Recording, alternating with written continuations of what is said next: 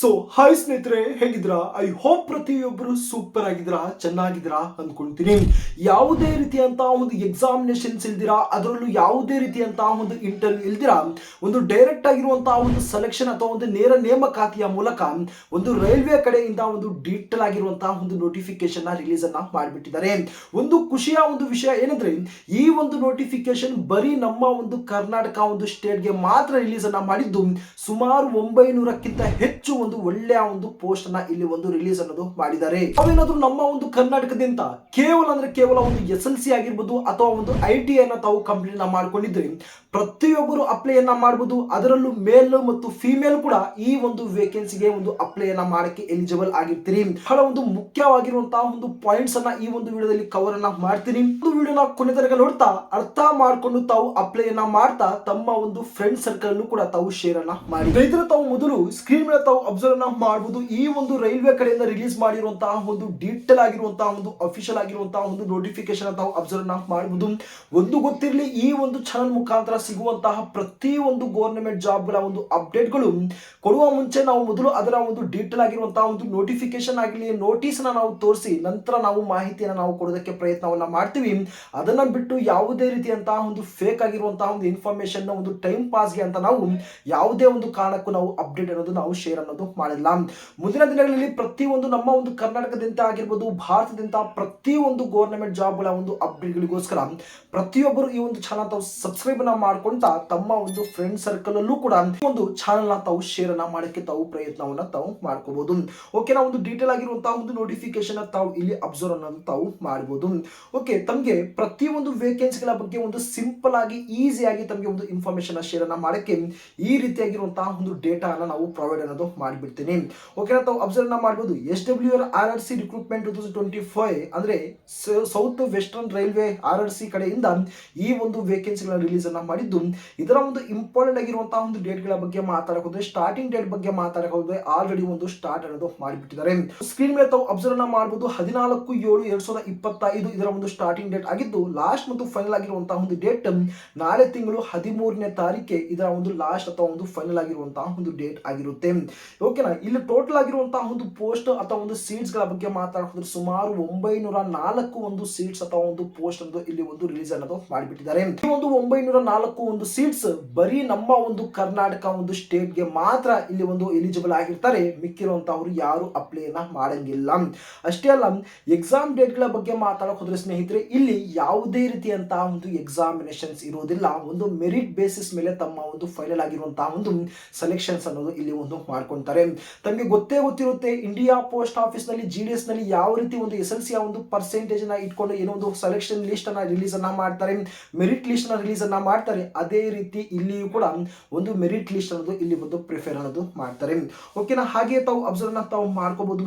Eligibility details ಇದರ ಒಂದು ಅರ್ಹತೆ ಬಗ್ಗೆ ನಾವು ಇಲ್ಲಿ ಒಂದು ಗಮನವನ್ನು ಕೊಟ್ಟಾಗ, ಎನಿ 10th ಪಾಸ್ ಕೇವಲ 50%, ಕೇವಲ SLC ಅನ್ನ ಕಂಪ್ಲೀಟ್ ಅನ್ನ ಮಾಡ್ಕೊಂಡಿದ್ದು, ನಿಮ್ಮ ಒಂದು SLC ನಲ್ಲಿ ಕೇವಲ 50% ಮಾರ್ಕ್ಸ್ ಮಾತ್ರ ಇಲ್ಲಿ ಒಂದು ಕೇಳಿದ್ದಾರೆ.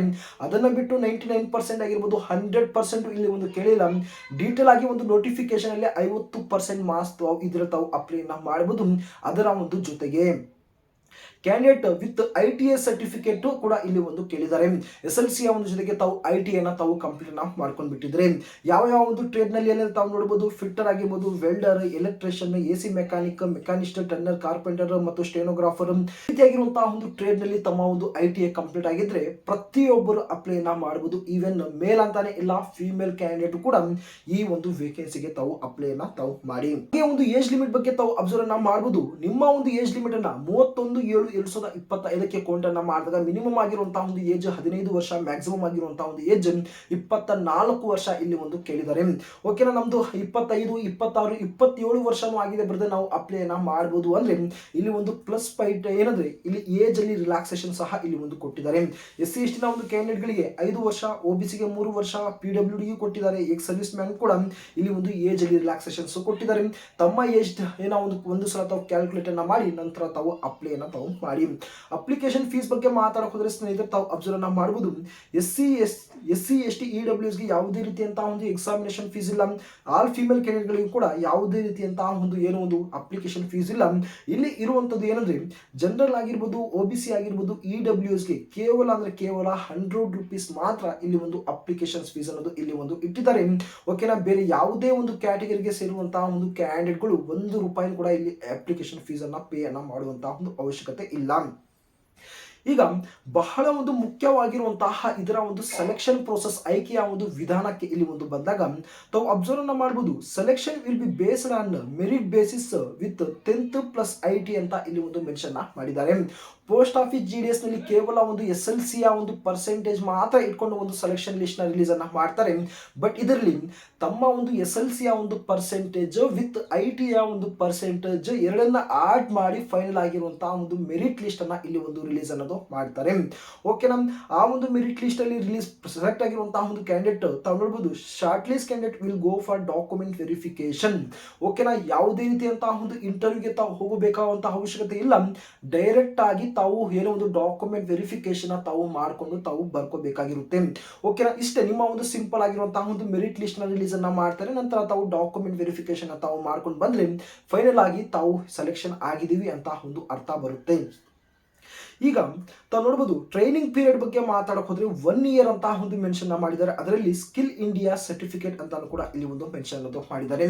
ಬೇಸಿಕಲಿ ಸ್ನೇಹಿತರೆ, ಈ ಒಂದು ವೇಕೆನ್ಸಿ ಏನಿದೆ ರೈಲ್ವೆ ಕಡೆಯಿಂದ ರಿಲೀಸ್ ಮಾಡಿರುವಂತಹ ಒಂದು ಅಪ್ರೆಂಟಿಸ್ ನ ಒಂದು ಆಧಾರದ ಮೇಲೆ ಇಲ್ಲಿ ಒಂದು ರಿಲೀಸ್ ಅನ್ನ ಮಾಡಿದ್ದು ಕೇವಲ 1 ವರ್ಷಕ್ಕೆ ಮಾತ್ರ ಇಲ್ಲಿ ಒಂದು ಟ್ರೈನಿಂಗ್ ಅನ್ನ ಕೊಡ್ತಾರೆ.